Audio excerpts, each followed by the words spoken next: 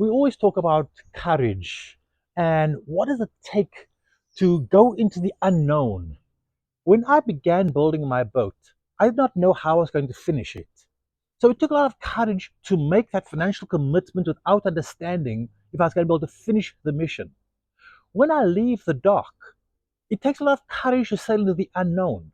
If I had to think about everything that's going to break, everything that can possibly go wrong, that I could risk my life and not come back, it takes a tremendous amount of courage to go into that unknown. And when the weather gets bad, that courage truly gets tested because you can't just say, oh, stop, I'm not ready for these challenges. You have to adapt. And so, in the world of business, it also takes tremendous courage to be an entrepreneur. And I think of an entrepreneur that I have a huge amount of respect for, the founder of Patagonia.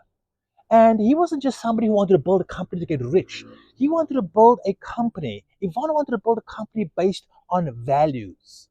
He wanted to make sure that what he did was environmentally sustainable. And as a sailor, that sustainability, the sustainability of my boat, and the conditions I'm going to be sailing in a changing world, it takes a visionary leader to want to build his organization always to be stable in a changing world.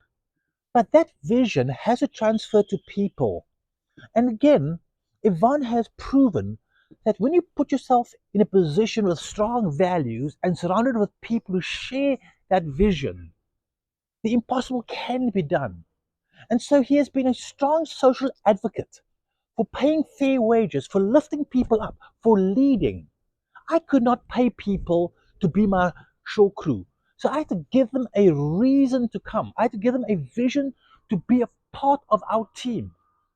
In the world of business, we have to give a customer a vision and a reason why they want to be the customer. And Patagonia has been a classic example of how effective that is because, again, they have built clothing, they've built a product line based on durability, not, oh, use and discard, because they think of the environmental impact, they think of the product impact, they think of the social impact and how it takes what it takes to discard of a product. So when you look at all of these things, the full life cycle of a product, the full life cycle of a journey, is very hard to measure those things in the beginning in dollars and cents.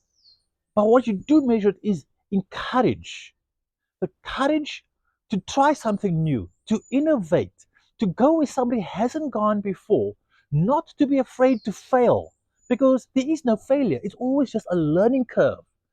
And this builds respect. And when you have the respect of your employees, when you show them respect in your social justice, when you end up showing that respect to your consumer, to your customer, that you have their back, you can create an amazing organization and hence an amazing experience. Racing around the world was an experience to bring people in my journey.